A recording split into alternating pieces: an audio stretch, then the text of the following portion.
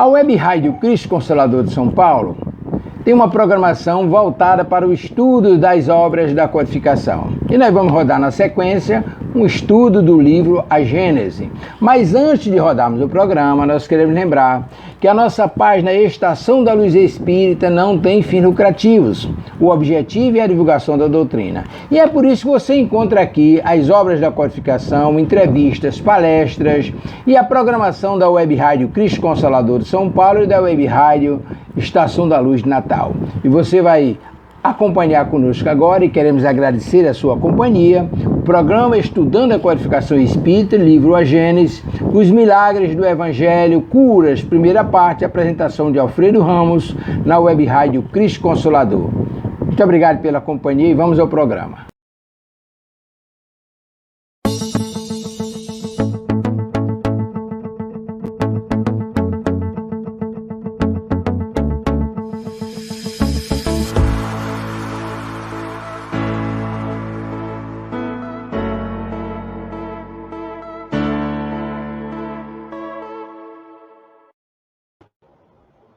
Muito boa noite, minhas queridas irmãs, meus queridos irmãos.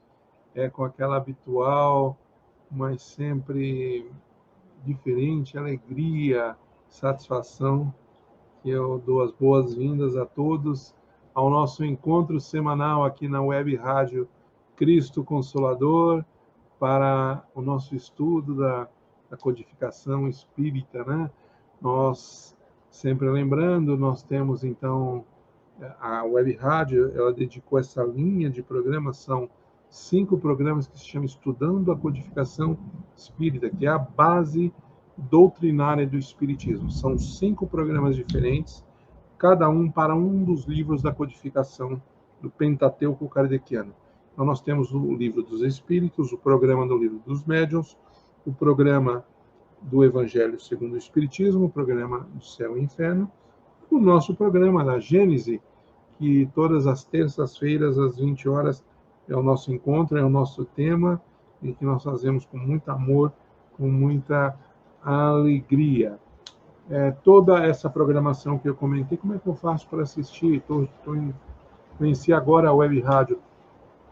É fácil, é só fazer a inscrição no canal da Web Rádio, e ali dentro, a hora que você fizer a inscrição, você vai ter todo o menu. Você faz a pesquisa por nome, por título, e pelo título do livro, e você vai ver qual é o dia e qual é o outro. São 5 apresentadores diferentes, qual é o apresentador, o dia e o horário do programa, e você pode se programar. Inclusive, se você não puder ver ao vivo, o programa fica gravado, todos os nossos programas anteriores, este aqui também, inclusive, está gravado nas playlists, então tem estudo para todo mundo ali, ninguém vai ficar desamparados.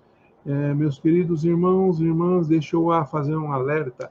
Neste exato momento está chovendo bastante lá fora, não sei se vocês estão ouvindo, está caindo alguns trovões, raios, e é comum quando isso acontece nessa região aqui da cidade de São Paulo. Eu estou em São Paulo, às vezes dá um pique de energia, ele dá um corte rápido, normalmente volta muito rápido. Se isso acontecer, obviamente, eu vou perder a conexão, mas eu me comprometo, voltando rápido, eu já volto na sequência. Então, se acontecer, eu peço que tenha um pouquinho de paciência, segure um pouquinho no link, que na sequência eu vou voltar e a gente retoma normalmente o programa sem problema. É só um aviso, porque já aconteceu anteriormente em outras reuniões, então não custa avisar. Meus queridos, hoje estamos em festa aqui na Web Rádio Cristo Consolador. A Web Rádio está fazendo aniversário, 9 meses da sua criação. Nós estamos muito felizes. A Web Rádio é uma iniciativa maravilhosa que algum ser iluminado, encarnado teve aqui, porque é uma maneira de ampliar o leque, ampliar o alcance da divulgação do Espiritismo. É sempre bom que isso aconteça. A gente tem que seguir com as novas tecnologias, com as novas possibilidades. Esse alcance pela internet é fundamental, é fantástico. Eu acho que está funcionando muito bem, faz parte da evolução da doutrina espírita. O plano espiritual já estava prevendo isso naturalmente, Então, nós agradecemos muito a esses seres queridos, os dirigentes da rádio, que tiveram essa iniciativa. Para nós, que somos os apresentadores, nós somos tarefeiros de Jesus, ceareiros de Jesus. Isso aqui é uma oportunidade bendita de trabalho e a gente tem um alcance até maior, quer dizer, a gente consegue pagar no atacado todo aquele débito que a gente adquiriu no varejo, aquele mal que a gente fez no passado, nas outras encarnações. Então, isso aqui não é privilégio, não, é trabalho que a gente abraça com muita dedicação, com muito amor, conscientes de que isso aqui não é privilégio nenhum, é uma oportunidade querida e nós agradecemos muito por esta oportunidade de trabalho, então. Então, vamos celebrar e que a rádio faça ainda muitos outros aniversários, não é isso? Meus queridos irmãos, eu vou, então, convidar todos para a gente fazer Hoje temos uma pauta muito extensa, bem grande, então nós vamos fazer uma preparação um pouquinho mais sucinta, uma prece inicial, mas bem gostosa, bem firme, bem eficaz. Então eu vou convidar todos que entrem naquele estado de recolhimento íntimo, fechando os olhos, de preferência. Vamos fazendo a nossa preparação do ambiente, nós já estamos práticos com isso, estamos habituados, escolhemos o melhor canto da casa, aquele com menos trânsito de pessoas. Nós vamos ajeitando janelas, portas, ventilação, iluminação, para que a gente tenha, nessa horinha que vamos passar aqui, esteja tudo bem, confortável, um ambiente bem sadio, fisicamente falando, e que não seja nenhum incômodo para nós. Vamos colocando o celular em vibracall, e assim podemos iniciar a nossa segunda parte da preparação do corpo físico. Embora a nossa atividade seja puramente mental, nós vamos tratar de que o corpo físico não ofereça nenhum empecilho, não atrapalhe o nosso poder de atenção e concentração.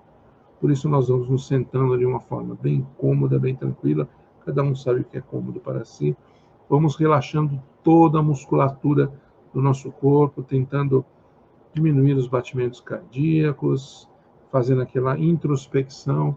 Nós vamos inspirando, fazendo aquele exercício de respiração, inspirando profundamente, retendo o ar por 2 segundos e expirando sem fazer ruídos.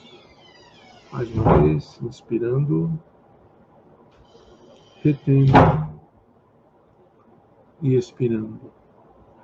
Uma vez mais, inspirando, retendo e expirando. E assim nós notamos que o nosso corpo físico está numa condição mais apropriada para que a gente possa entrar na última fase da nossa preparação mental. Nós que até agora estivemos envolvidos em muitos assuntos, nesse longo dia que nós passamos, seja no trabalho, seja na família, seja com amigos, estivemos tratando de inúmeros temas que exigem, talvez ainda, a nossa atenção, a nossa participação, a nossa decisão, mas de uma forma muito disciplinada, nós vamos agora fazer uma escolha. Nós vamos deixar tudo que nos tomou atenção de lado e vamos nos concentrar exclusivamente nesse estudo que vamos realizar nessa horinha em que vamos passar junto. Já que estamos aqui, que fizemos essa escolha bendita, que nós possamos fazer isso da maneira correta, nos entregando completamente e dando total e individida atenção à atividade que estamos realizando. Com isso, nós vamos percebendo que a nossa percepção vai aumentando muito, vai se aguçando, e nós vamos, então, entrelaçando os nossos corações, os nossos pensamentos, com os nossos irmãos do plano espiritual, que aqui estão presentes, nossos mentores queridos. Vamos entrelaçando a nossa intenção de aprendermos mais sobre os ensinamentos de Jesus, que aqui estão filtrados pela ótica e pela lógica da doutrina espírita, e vamos rogando ao Mestre Jesus que Ele permita que nós tenhamos uma noite de muito aproveitamento, de muito trabalho, de muito estudo, que nós possamos não somente agregar esses ensinamentos no catálogo do nosso intelecto, mas que nós possamos principalmente assimilar a raiz desses ensinamentos, o teor, o conteúdo moral desses ensinamentos e aplicar isso à nossa atitude, a maneira como nós lidamos e tratamos as pessoas a maneira como nós tratamos a vida. Então, Senhor Jesus, permita então que essa noite seja de muita paz, muito trabalho e abençoa o nosso esforço para o teu reino atingir. Que assim seja, graças a Deus. Muito bem, meus irmãos. Hoje é uma noite muito especial do nosso estudo do livro A Gênesis. Então, sempre lembrando, nós estamos já no capítulo, começando hoje, o capítulo 15. E, honestamente, eu estava ansioso por chegar aqui. É uma parte muito gostosa, muito apaixonante do estudo. Nós vamos começar a estudar os milagres do Evangelho. Esse capítulo nem avança para o Antigo Testamento. É mais a questão do Evangelho mesmo. E a proposta do Kardec é explicar os milagres supostos, os ditos milagres do Evangelho, à luz da lógica, da razão, da ciência, à luz do que ele nos ensinou, dessa análise crítica e racional que ele propôs para os fenômenos da natureza. Isso é o que ensina, e é o que nós vimos até agora no estudo do livro A Gênese, nos outros capítulos todos, que o milagre é aquilo exatamente que a gente ainda não soube explicar, não achou uma explicação racional, então a gente joga por conta do inexplicável, né? Diz que milagre é uma derrogação da lei natural. É um absurdo filosófico isso, porque Deus, que é o criador da natureza e das leis naturais, ele não precisaria derrogar a sua própria lei para provar a sua grandeza, para provar o seu poder. Não tem lógica isso. A lei é perfeita, a natureza é perfeita, porque são obras de Deus. Então não existe derrogação das leis naturais. O que existem são leis naturais que a gente ainda desconhece, nuances das leis naturais. A ciência todo dia descobre uma coisa nova, todo dia, e a gente vê, né? E coisas que antes a gente chamava de milagre, hoje a gente chama de simplesmente de fato, de dia a dia.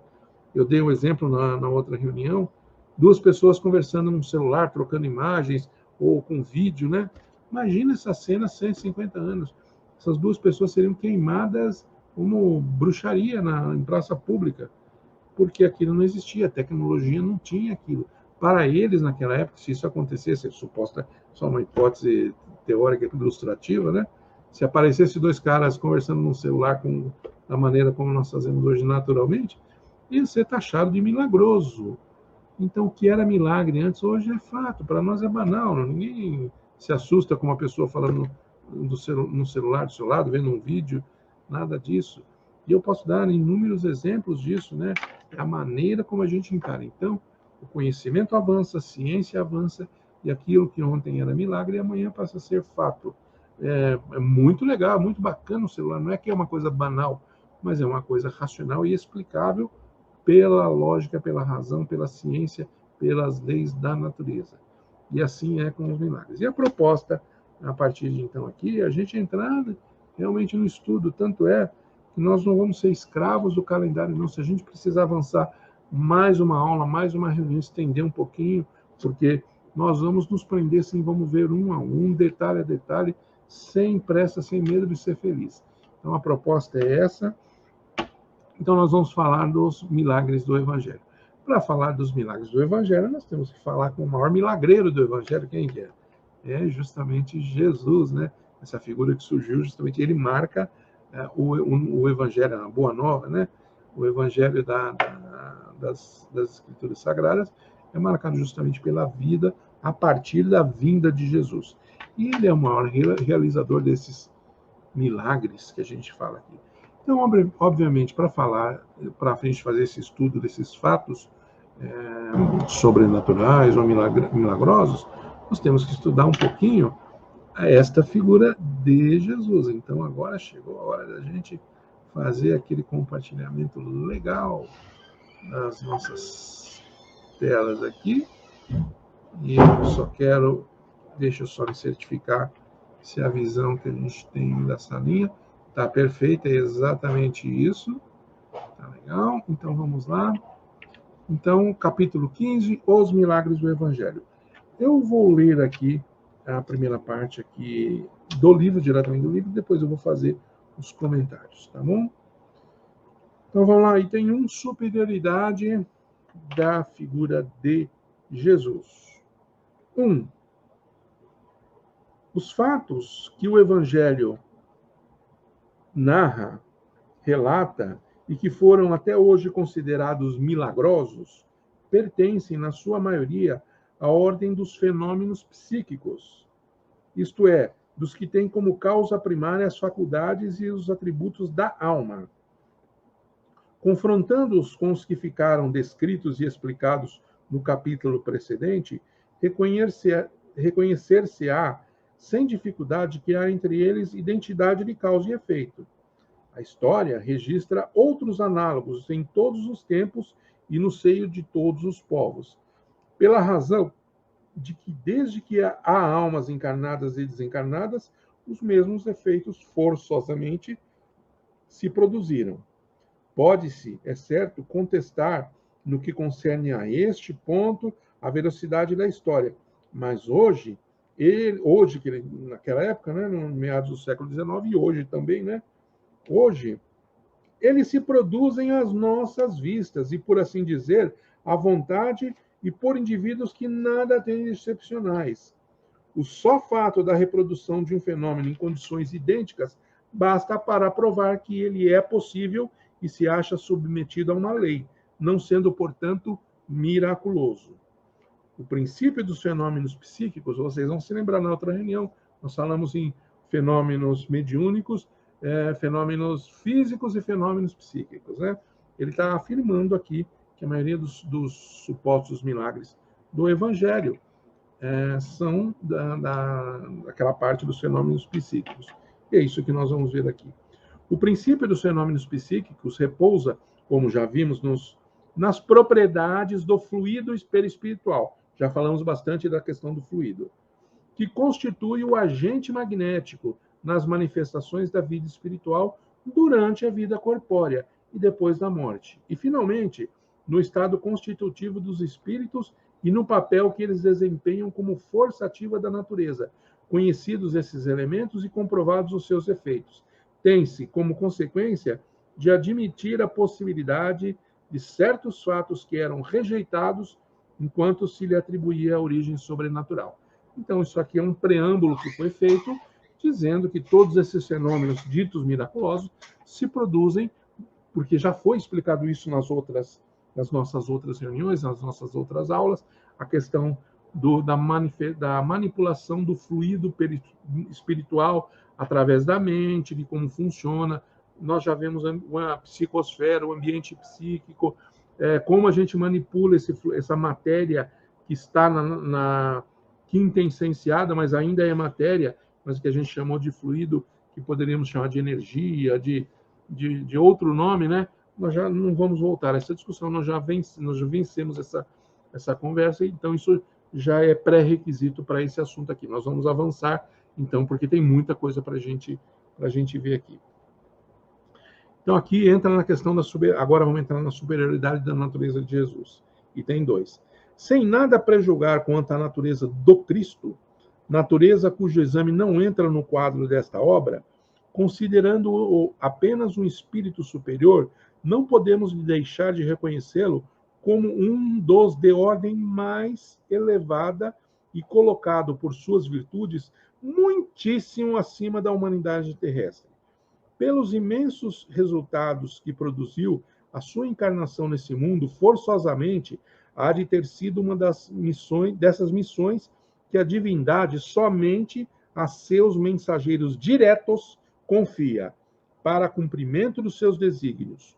Mesmo sem supor que ele fosse o próprio Deus, mas unicamente um enviado de Deus para transmitir sua palavra aos homens, seria mais que um profeta, porquanto seria um Messias divino.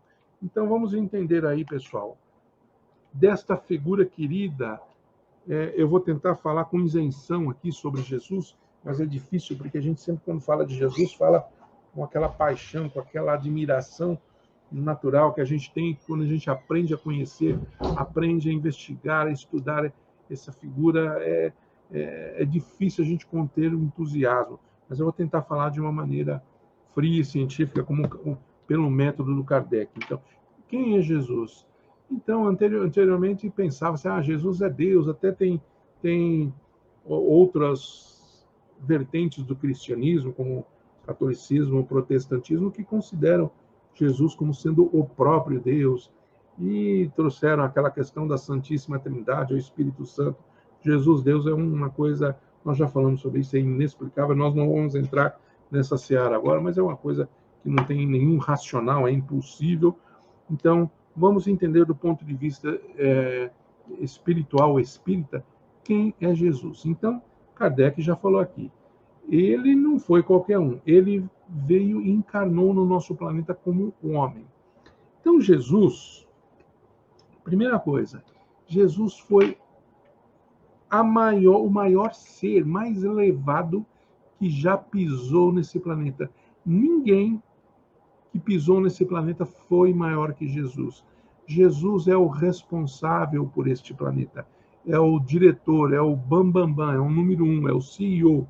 Ele recebeu, como a gente vai ver na obra espírita, e se a gente vê tem umas obras de Emmanuel que fala uma coisa muito bacana, muito linda, que Jesus recebeu da divindade como se fosse uma bola de fogo do sol. Toma, Jesus, a partir de agora esse planeta é teu, que era a Terra no seu começo, quando ela surgiu. É uma maneira poética, bonita de falar, né? Que Jesus, ele é responsável por esse planeta desde que ele ainda nem existia. Ele já era o diretor, já tinha planos, e ele tem um plano sólido para esse planeta e para todas as pessoas que estão aqui. Nós não estamos aqui por acaso, nós somos todos realmente discípulos de Jesus. Nós estamos, a natureza, o nível espiritual desse planeta, que hoje a gente já foi primitivo, hoje é expiação e provas, e amanhã será de regeneração, ele foi apropriado para esses espíritos que estão no nosso grau de evolução. Então, nós somos todos inquilinos de Jesus, só que é o aluguel do amor. Ele nos acolheu, ele nos escolheu e nos acolheu aqui com todo o amor do mundo para que a gente pudesse usar este planeta e caminhar na nossa evolução. Então, ele preparou. Esse planeta tem uma história que já aconteceu e uma história que irá acontecer. Tem um projeto, tem uma mente brilhante que é de Jesus, que a gente não tem nem como, embora ele não seja Deus, mas ele é um momento que a gente não tem como avaliar, dada a grandeza desse ser, que é o nosso líder natural, que é o que lidera tudo o que acontece nesse planeta. E ele se deu ao trabalho de vir aqui. Vocês já imaginaram o trabalho que foi? Eu já mencionei isso, eu não vou entrar em detalhes, mas para um espírito dessa envergadura, que nem corpo, nem perispírito não tinha mais, Jesus não tem necessidade, ele já está evoluído a ponto, ele não precisa mais de reencarnação para ele evoluir. Então, ele escolheu vir aqui e ocupar um corpo físico, que para ele foi uma coisa dificílima, porque é da natureza, ele já está lá na frente, mas ele, pela natureza da informação que ele veio trazer, do ensinamento, ele poderia delegar para alguém, para um espírito de menor envergadura, que tinha menos dificuldade para encarnar aqui, mas não, era tão importante a informação, o ensinamento que ele trouxe, que ele falou, esse eu não posso delegar para ninguém. Este eu, o Cristo planetário, eu vou levar pessoalmente. Então ele teve um processo, que eu vou chamar aqui de condensação, mas não é essa palavra, eu nem sei que palavra usar, do seu ser, da sua entidade, para ganhar novamente condições de encarnar, de reduzir todo aquele brilho, o tamanho dele, não é o tamanho físico, mas a elevação, para que ele pudesse portar-se dentro de um corpo físico. É uma das coisas mais difíceis. Eu vou fazer uma comparação esdrúxula aqui. Imagina para a gente, nós hoje, como estamos aqui, se a gente tivesse que realizar um trabalho no fundo de um pântano de lama. Então a gente coloca aquele escafandro, aquele equipamento de mergulho com máscara, com tudo, e nos jogamos dentro de um pântano lá no fundo. É mais ou menos o que Jesus teve que fazer. Ele teve que voltar à carne, teve que sentir sensações e se sujeitar à lei na natureza, porque ele não podia derrogar a lei. Ele sabia que se ele encarnasse, ele estaria sujeito a tudo que a lei natural manda para os corpos neste planeta. Olha o sacrifício que ele fez. Quem pensa que o grande sacrifício de Jesus foi morrer na cruz, foi ser sacrificado na cruz, está redondamente enganado. Aquilo foi a libertação dele. Ele pôde voltar para o estado natural dele, a libertação espiritual dele, a amplitude dele. Ele estava restrito, estava amarrado, com uma camisa de força, preso num corpo tacanho, ainda primitivo, denso, coisas que ele já tinha superado há muito tempo na evolução dele. O grande sacrifício de Jesus foi vir aqui. Isso foi a maior prova de amor que esse ser, que a gente não consegue nem medir, que ele tem por cada um de nós. Por que ele fez isso? Porque a mensagem dele, se não viesse da boca dele, não tem jeito, ele tinha que ter o carisma, a energia, a imposição dele. Ele tinha que ser. Senão, pode ter certeza, um carpinteiro que não tinha internet, que falou lá no interior da Galileia, no canto do mundo lá, a mensagem dele chega hoje aqui em 2021, se não tivesse essa força, essa natureza divina, não chegaria em nós. Se chegou, pode ter certeza, é porque é a força da mensagem e a força do mensageiro, né? Qual foi a missão de Jesus? A grande missão, lógico que é ensinar a gente, essa é a missão, né? Mas as duas grandes lições, que foi a razão de ser dele escolher ter feito esse sacrifício e ter encarnado aqui no nosso planeta, foram essas. Ele veio ensinar a gente, na verdade, a grande missão dele foi ensinar a gente a ser feliz. Então ele veio ensinar como ser feliz e onde chegar ao feliz. Ele veio trazer um mapa também, né? Ele veio falar como fazer e como chegar lá. Então, primeiro grande ensinamento de Jesus, existe o plano espiritual e a passagem aqui na Terra, na encarnação terrena física, ela é temporária, ela faz parte de um processo. São várias encarnações, todas elas, cada uma delas com um foco, cada uma delas numa nação, cada uma delas de um jeito, mas todas elas com o objetivo de evoluir. Todas essas encarnações são temporárias, são experiências temporárias na carne. E lógico que a gente tem muito apego, porque existe a lei natural da conservação, que a gente tem que ter apego à vida física, sim. Mas ele veio ensinar, meu reino não é deste mundo. Ou seja, cara, vive bem da melhor maneira como você puder, faça a coisa, porque você veio aqui para isso. Aqui não é colônia de férias, você não veio aqui para brincar, para passear, para se divertir só, não. Você veio aqui para evoluir, essa é a missão nossa. Então, mas o meu reino, o nosso reino, não é desse mundo. Nós somos cidadãos do plano espiritual, vivendo sempre experiências carnais, uma por vez, do começo ao fim, do berço ao túmulo. Olha que mensagem. Ninguém, até parece meio que óbvio hoje, mas ninguém tinha falado isso hoje. Então, a nossa pátria permanente é o plano espiritual, e isso foi um grande ensinamento número 1 de Jesus. Grande ensinamento de Jesus número 2. A nossa pátria, então, permanente é lá, né? Como então? Eu tenho que me dar bem lá, eu tenho que amelhar o meu tesouro lá, eu tenho que fazer as coisas para que eu esteja bem onde eu sou imortal, onde eu sou permanente. O que eu tenho que fazer para estar bem no plano espiritual? Ama a Deus acima de tudo e ao próximo como a si mesmo. É um padrão de comportamento, de atitude.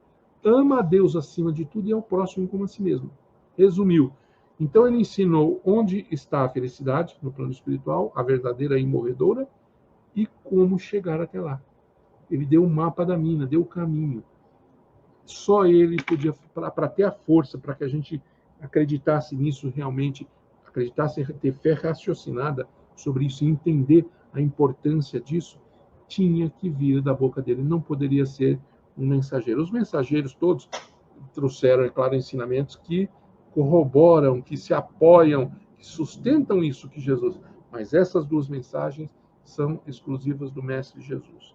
Então, olha o sacrifício que ele fez para trazer para nós, por amor a nós. Por que ele fez sacrifício? Por amor. Ele não precisava, para ele não precisava. Ele veio, ele mergulhou no pântano, no lodo, com escafandro, quer dizer, esse corpo físico dele aqui, por amor a todos nós.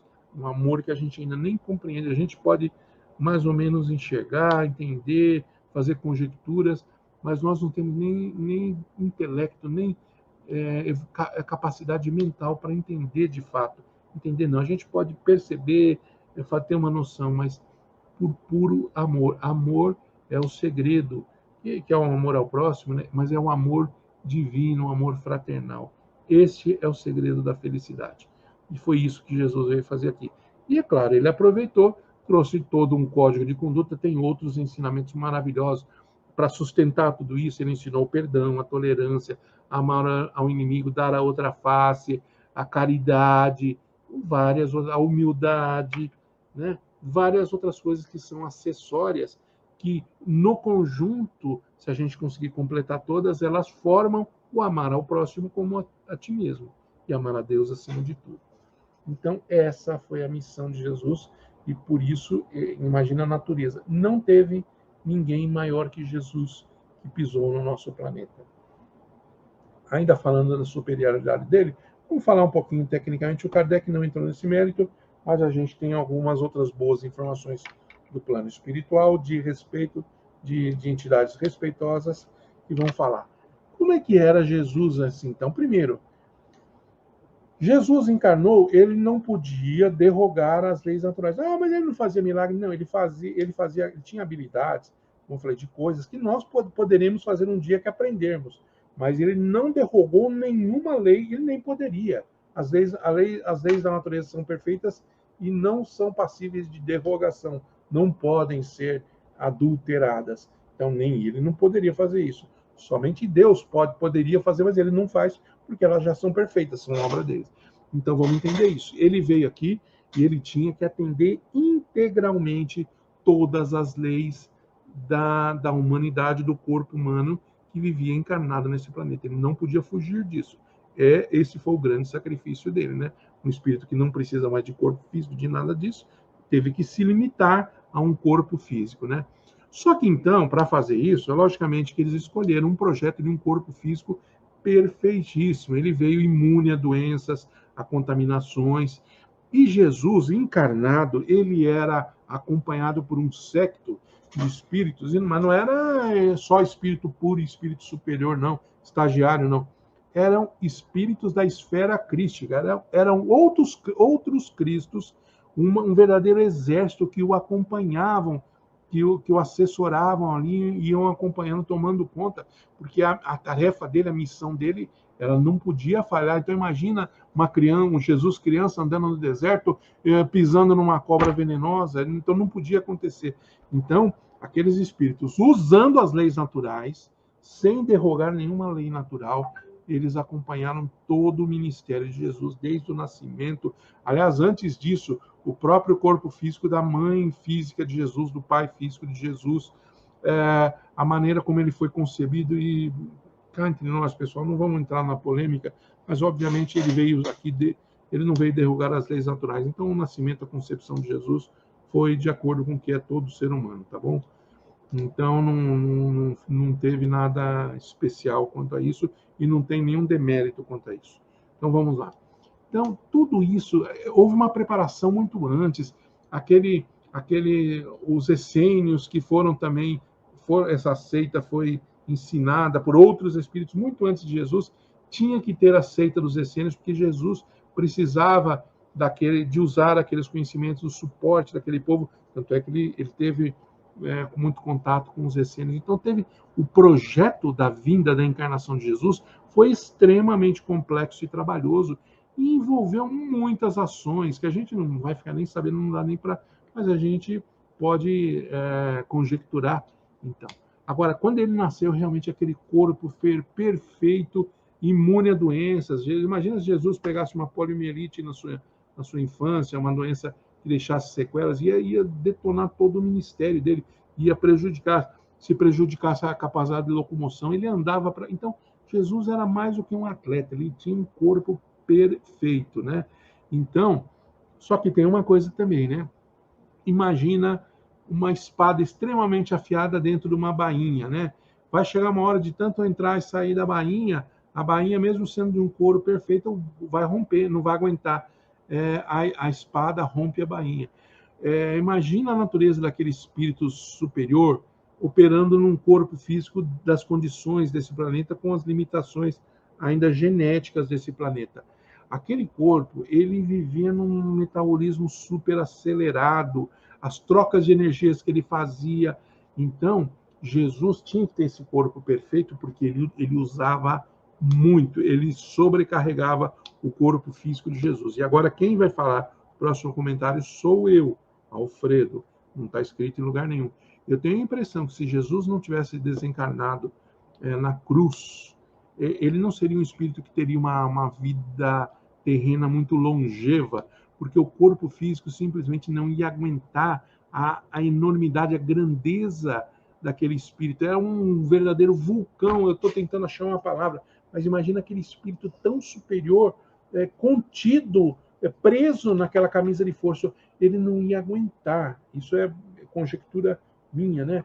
Então, certamente, porque Jesus também não precisava ter morrido crucificado. Essa foi escolha dos homens, né? Infelizmente, né? Poderia ter sido de outra maneira.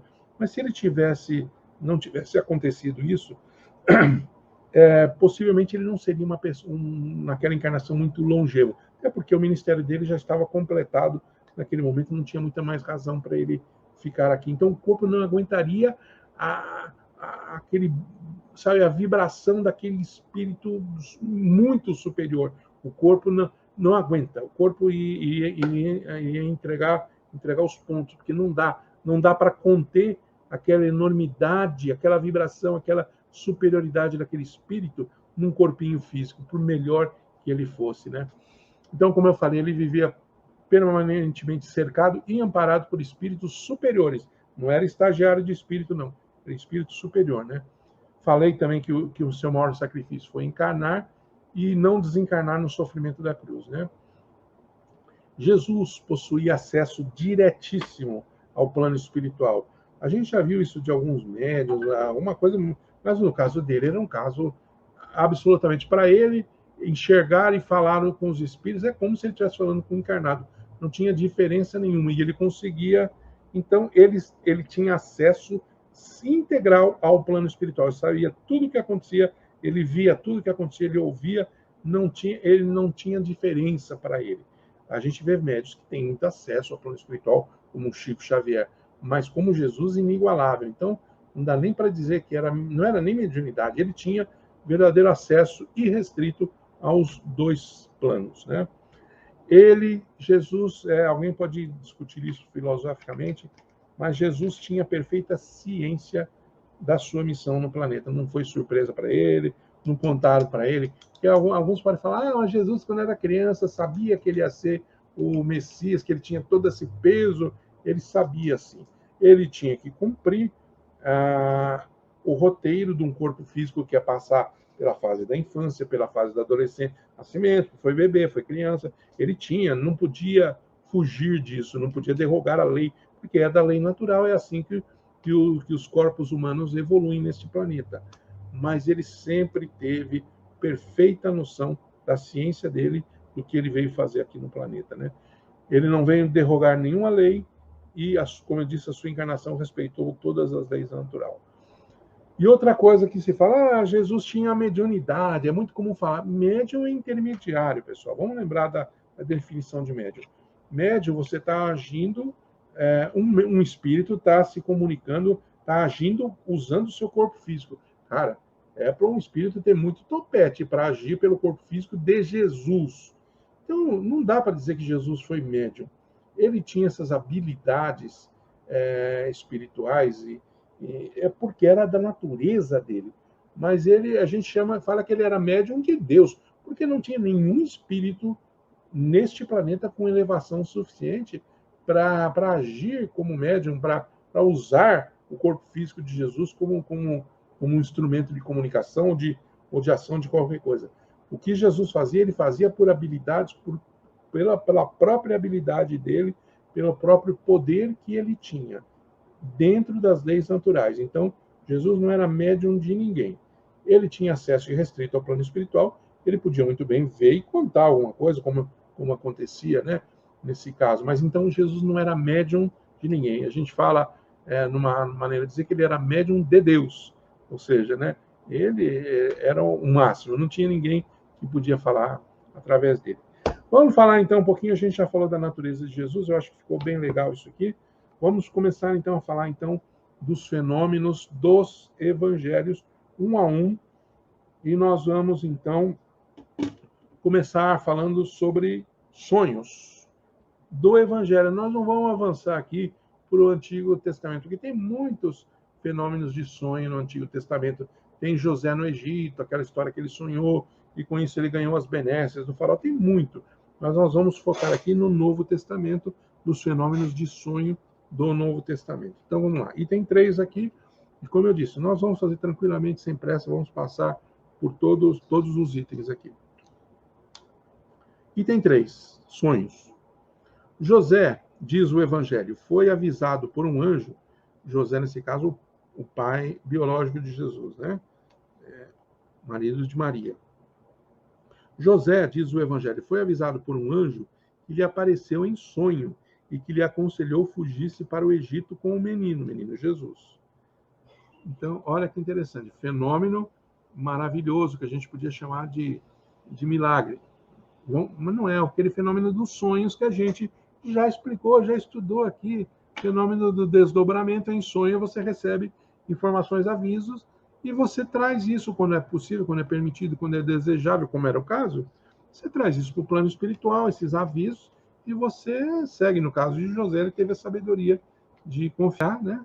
E seguir, e com isso ele salvou a criança, porque o Herodes estava promovendo a matança dos inocentes, né? Porque ele tinha medo, ele teve uma premonição, foi avisado que o Messias tinha nascido entre os filhos de Israel. Então, como ele não sabia quem era, ele falou, vou matar todas as crianças. E de 0 a 2 anos ele recebeu isso. E para salvar Jesus, então, um espírito superior, né, em forma de anjo, né, avisou o pai dele, e o pai dele, eles fugiram para o Egito para preservar a criança, porque ele tinha um ministério para realizar, ele tinha uma tarefa a cumprir, ele não podia ser morto naquela ocasião, né? Então, vamos lá. Comentários aqui do Kardec. Os avisos por meio de sonho desempenham grande papel nos livros sagrados de todas as religiões. Então, nós pegamos um exemplo aqui, ele está explicando o fenômeno em si. Sem discutir o fenômeno em si, sem garantir a exatidão de todos os fatos narrados e sem os discutir, o fenômeno em si mesmo nada tem de anormal, sabendo-se, como se sabe, que durante o sono é quando o espírito, desprendido dos laços da matéria, entra momentaneamente na vida espiritual, onde se encontra com os que lhe são conhecidos. Com frequência, essa a ocasião em que os espíritos protetores aproveitam para se manifestar a seus protegidos e lhes dar conselhos mais diretos. São numerosos os casos de avisos em sonho, porém, não se deve inferir daí que todos os sonhos são avisos, nem em uma significação tudo o que se vê em sonho. Cumpre se inclua entre as crenças supersticiosas e absurdas a arte de interpretar os sonhos. Então, esse fenômeno dito, então, vários que tem no Evangelho, né, sobre aviso nos sonhos, nada mais é isso. Qual é o fenômeno? Nós, enquanto o corpo físico está dormindo, nós desdobramos, penetramos temporariamente no plano espiritual com o nosso perispírito, libertos do corpo físico. Com isso, a nossa mente se expande naturalmente, porque não está restrita ao nosso cérebro carnal. Como ela não tem esse molde, não tem essa presilha, ela se expande.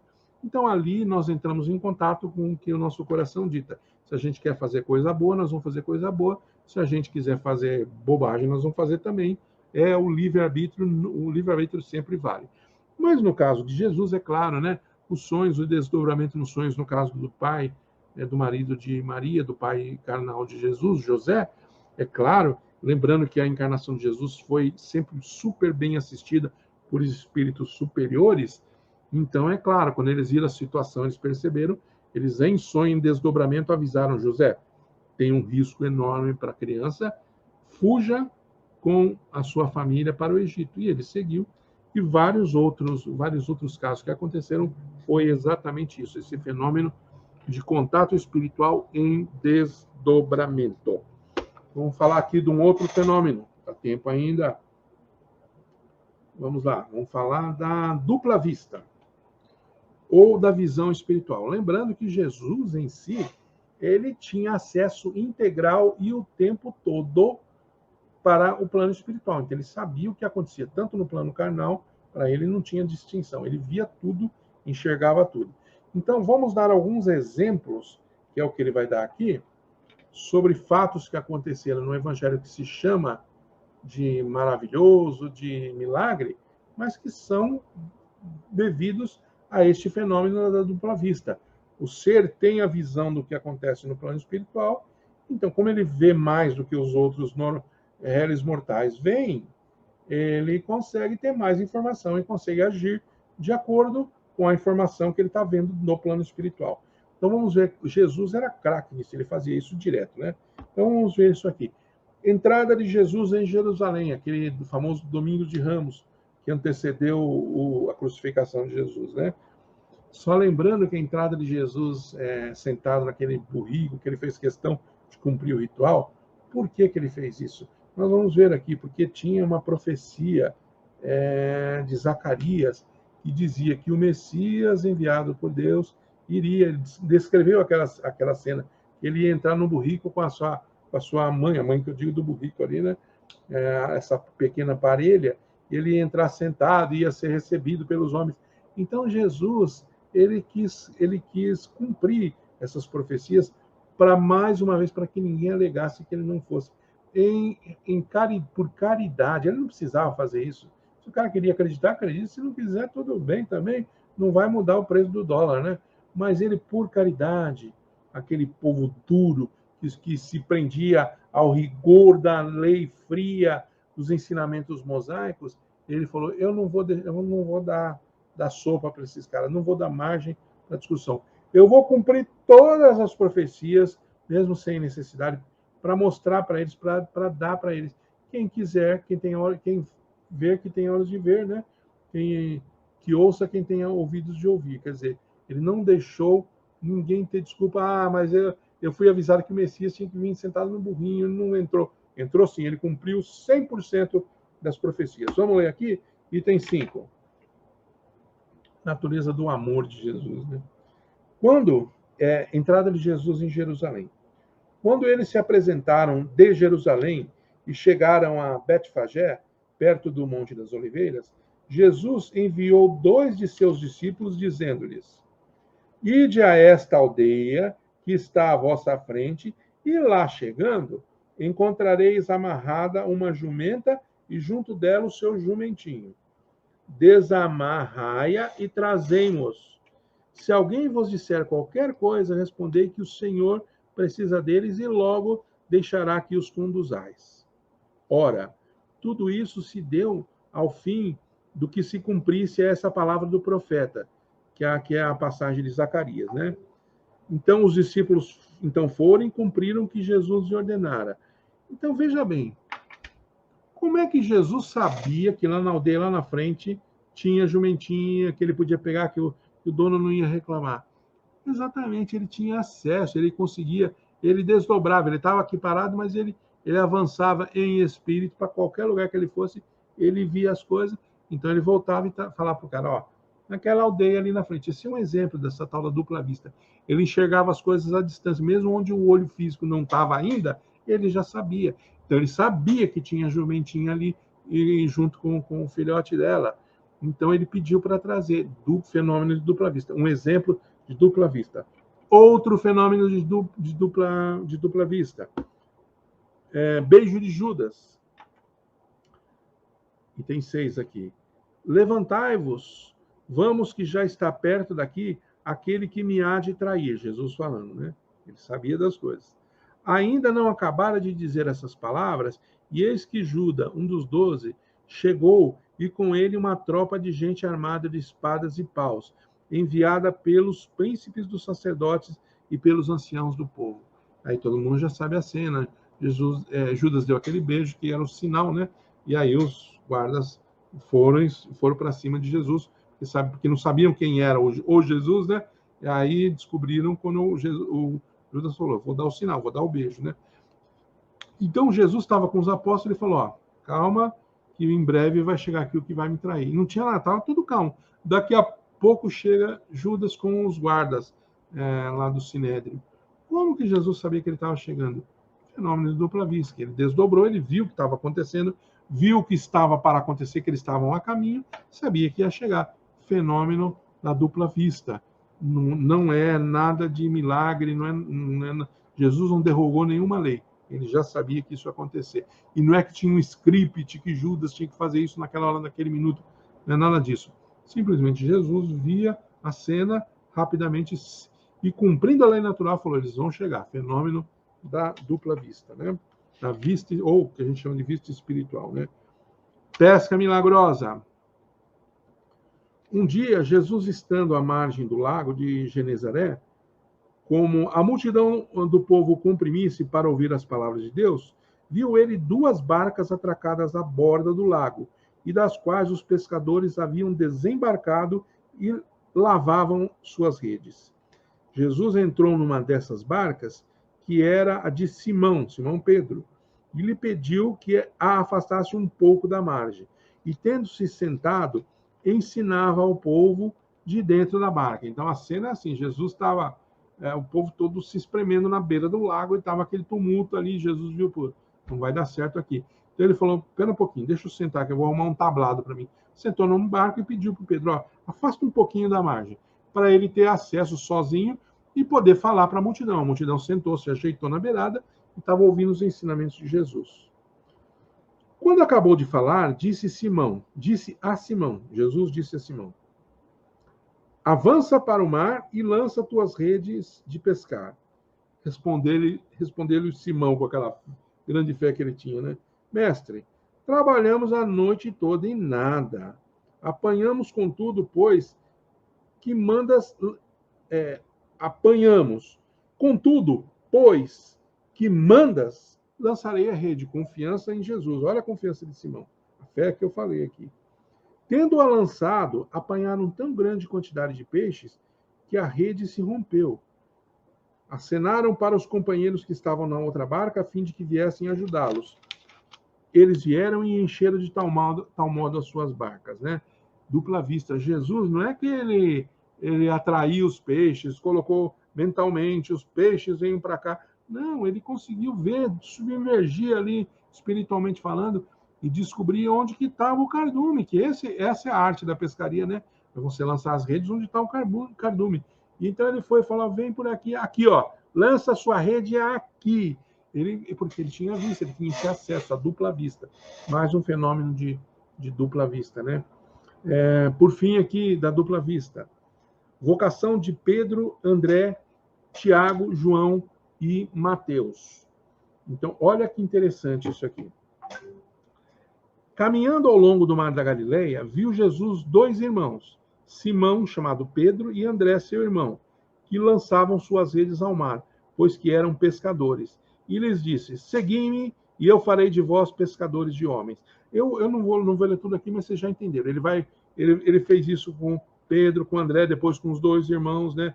Tiago, João, e depois com o coletor de impostos, né? O Mateus. Fez a mesma coisa, e ele narra aqui. Aí eu vou ler o comentário do Kardec aqui, que é a conclusão bem legal disso aqui, ó. Ele vai explicar que todos esses fatos que nós narramos, a entrada em Jerusalém, o beijo de Judas, a pesca milagrosa e esse fenômeno da vocação dos apóstolos, tudo isso eram fenômenos da dupla vista. Jesus utilizando essa capacidade psíquica que ele tinha de ter acesso ao plano espiritual, de poder se desdobrar, mesmo em vigília. Ele não precisava, ele conseguia estar aqui e enxergar lá na frente também. E, além de dizer que ele tinha um séquito de Cristos ao lado dele que podiam também trazer a informação, né? Item 9 aqui, que é a conclusão disso aqui, ó. Nada apresentam de surpreendente esses fatos, desde que se conheça o poder da dupla vista e a causa muito natural desta faculdade. E Jesus a possuía em grau elevado, e pode dizer-se que ela constituía o seu estado natural, conforme o atesta grande número de atos da sua vida, os quais hoje têm a explicá-los os fenômenos magnéticos e o espiritismo. A pesca qualificada de miraculosa igualmente se explica pela dupla vista, Jesus não produziu espontaneamente peixes onde não os havia. Ele viu com a vista da alma como teria podido fazê-lo com um lúcido vigil, o lugar onde se achavam os peixes, e disse com segurança aos pescadores que lançassem ali as suas redes. A acuidade do pensamento e, por conseguinte, certas previsões decorrem da vista espiritual. Quando Jesus chama a si Pedro, André, Tiago, João e Mateus, é que lhes conhecia as disposições íntimas e sabia o que eles os acompanhariam e que eram capazes de desempenhar a missão que tensionava confiar-lhes. Necessário se fazia que eles próprios tivessem intuição da missão que iriam desempenhar para, sem hesitação, atenderem ao chamamento de Jesus. Então, pessoal, os apóstolos, evidentemente, não foram achados no laço, à toa, aleatoriamente. Eram espíritos que foram preparados para essa tarefa, para essa missão. Mas eles, obviamente, nasceram sujeitos à lei da carne e sujeitos ao esquecimento. Eles não eram Jesus, né? Então, eles tinham intuição da missão deles. Diferente de Jesus, que tinha certeza absoluta, que tinha toda a lucidez da sua missão, os apóstolos tinham a missão. E Jesus, com a própria presença de Jesus, o magnetismo pessoal, os caras estavam trabalhando, pescando, e não deviam ser gente rica, mas estavam trabalhando duro. E passa lá um homem aqui, vestido de branco, e fala: "Ó, vocês dois aí, me acompanha que nós para de pescar peixe, que nós vamos pescar homem." E os caras largam tudo e vão. Você vê o magnetismo, a força de Jesus. E é claro, aquilo porque ele sabia quem ele estava escolhendo ali, os espíritos que foram encarnados para aquilo, com aquela missão, com aquele desígnio. Então, e eles só se tiveram a sabedoria de reconhecer isso, essa intuição, e nem pestanejaram, não pestanejaram mesmo. Seguiram Jesus, né? Então, tudo isso devido a essa força, essa penetração que Jesus tinha no plano espiritual. Meus queridos irmãos, o assunto é muito, como eu disse, palpitante. Nós vamos parar aqui por hoje. Na próxima semana, nós vamos entrar nas curas de Jesus. Imagina, vai ser bem longo, provavelmente nós vamos passar todo falando de todas em detalhes das curas, como que ocorrem as curas e justamente cada uma delas. Vamos falar da hemorroísa, cura do cego, do paralítico, do leproso. Vai ser muito legal. Todo mundo já entendeu a lógica do que nós estamos fazendo aqui e a sistemática que nós estamos fazendo aqui. Deixa eu voltar para a nossa salinha aqui. Muito bem. Então, como eu disse, eu não menti não quando vocês viram que eu disse que vai ser muito entusiasmante, muito legal isso que a gente está fazendo, e abre muito a cabeça da gente, ajuda muito a gente. Você vê, nós falamos que Jesus cumpriu a lei natural. E, em algum momento nós fizemos algum demérito, desmerecemos a grandeza de Jesus. Muito pelo contrário, ele ficou maior ainda. Saber que ele não fez mágica, não fez milagre, ele dominou a natureza. Olha a grandeza desse Espírito, meu Deus do céu. Que presente dos céus de Deus ter permitido isso, deixado esse Espírito. E ele está aqui, ele é o nosso chefe, ele que cuida desse planeta, ele cuida de cada um de nós. Jesus nos conhece pelo nome, um por um. Pode ter certeza, conhece a nossa história, conhece o nosso passado, nossa necessidade. Pessoal, na boa, vamos nos entregar para Jesus, vai? Chega, né? Chega de peregrinar por aí, de bater cabeça, de resistir. Vamos nos entregar para Jesus de verdade e vamos começar a viver, chegar perto dele. Eu tenho certeza que um dia a gente vai chegar lá. Então está na hora, né? Vamos, chega de brincadeira, né? Vamos chegar perto de Jesus, vamos viver o Evangelho de Jesus. Muito bem. Queridos irmãos, para hoje é isso. Então eu quero convidar todos agora a entrar naquele recolhimento íntimo, bem gostoso. Nós que até agora recebemos, né? Nós aqui até agora nos fartamos desse banquete de luz dos ensinamentos de Jesus. Nós vamos agora entrar no estado de doação, vamos trabalhar um pouquinho, exercitar a caridade, e nós vamos fazer as nossas vibrações, que nada mais é do que impulsionar a nossa vontade, com a nossa melhor vontade, aquele pensamento, o melhor sentimento que a gente tem, querendo de verdade que as pessoas e os locais mencionados sejam beneficiados. Como sempre, em atenção às necessidades do plano espiritual, Nós vamos começar vibrando pelos hospitais e postos socorristas, tanto no espaço quanto da crosta terrestre, pelos profissionais de saúde, tanto no espaço, tanto desencarnados como encarnados. Nós estamos nessa fase de transição do planeta e as pessoas estão precisando muito dos serviços de atendimento, de socorro, de auxílio médico. E esses profissionais queridos, esses abnegados, estão todos sobrecarregados. E então, por razões diferentes, encarnados e encarnados estão precisando muito. E nós vamos doar as nossas energias para que essa equipe possa utilizar da melhor forma que puder e para que os profissionais da saúde também recobrem as suas energias e possam cumprir a sua missão divina.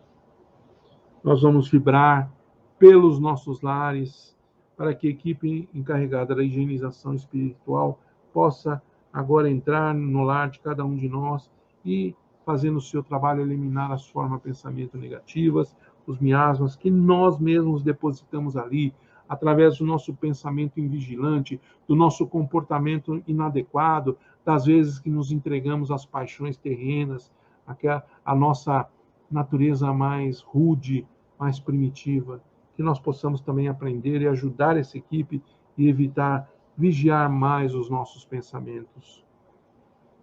Nós vamos também rogando, agradecendo a outra equipe espiritual que está depositando agora essas energias de refazimento nos nossos lares, que irão se impregnar nas paredes, no teto, no piso, e nós iremos utilizar durante a semana, depois de um longo dia de trabalho, de cansaço, do estresse, de contatos difíceis com as pessoas. Nós vamos vibrando pelos nossos amigos, pelos nossos parentes, pelos nossos conhecidos, aqueles que ainda não estão conscientes da verdadeira natureza do ser humano, que nós somos seres espirituais, que nós estamos vivendo uma experiência carnal temporária, que nós somos cidadãos do plano espiritual, de lá viemos, para lá retornaremos, ali iremos exercer a nossa imortalidade. Então, nós temos obrigação de viver bem no plano terreno, de sermos honestos, de cumprirmos a lei do trabalho, e temos todo o direito de fruir dos frutos do nosso trabalho honesto e digno. Mas não podemos viver somente na matéria e sermos escravos da matéria. Temos que balancear as coisas e também nos dedicarmos às verdades espirituais, que todos os nossos amigos e parentes, e através de nós que somos os mensageiros, os canais de comunicação do alto, que nós possamos então contaminar para o bem todas essas pessoas que nos cercam, para acordar para as verdades espirituais. Nós vamos pedindo licença para vibrar por nós mesmos, pela nossa saúde, pelo nosso equilíbrio físico e emocional, pelo sucesso dos nossos projetos de trabalho honesto, tanto o trabalho mundano, o trabalho físico, o trabalho da sociedade, quanto o trabalho espiritual, que nós possamos ter sucesso, que nós possamos gerar os frutos necessários nas duas formas. Vamos rogar pela implantação do Evangelho no lar. Vamos pedir que a equipe de médicos do espaço, comandada pelo Dr. Bezerra de Menezes, possa fluidificar a nossa água de acordo com as nossas necessidades e com o nosso merecimento. Por fim, vamos agradecendo ao Lírio de Nazaré, nossa mãezinha Maria, e a toda a sua equipe de trabalhadores, que são aqueles que estão sempre conosco nas horas mais difíceis, nas crises, nos momentos de dificuldades, os que chegam primeiro para nos proteger, para nos curar, para nos intuir, para nos dar as mãos. Vamos agradecendo, por fim, ao Mestre Jesus, por esta oportunidade, que ela esteja sempre disponível, que nós possamos estar aqui na semana que vem reunidos mais uma vez em seu nome, para o estudo dos teus ensinamentos filtrados aqui pela luz, pela lógica da doutrina espírita. Senhor Jesus, dispensa-nos na sua paz, que assim seja, graças a Deus. Queridos irmãos, muito bem, que noite gostosa, que privilégio poder estar na companhia de todos. Que possamos então estar juntos, o encontro está marcado, terça-feira que vem, às 20 horas, juntos novamente para mais uma noite de estudo. Fiquem com Deus, fiquem com a paz de Jesus. Tchau, tchau. Tudo de bom para todos.